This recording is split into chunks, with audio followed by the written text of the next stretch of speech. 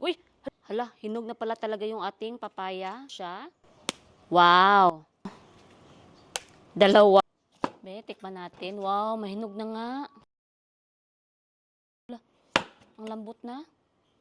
Amoy, matamis. Unang hinog na papaya sa ating puno. Uy, hala.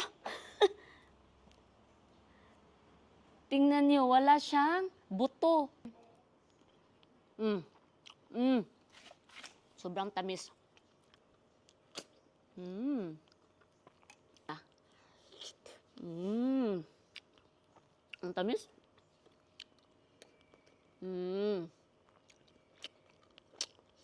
Mm. At, tingnan nyo, marami pang kasunod na bunga. Mm. Harap.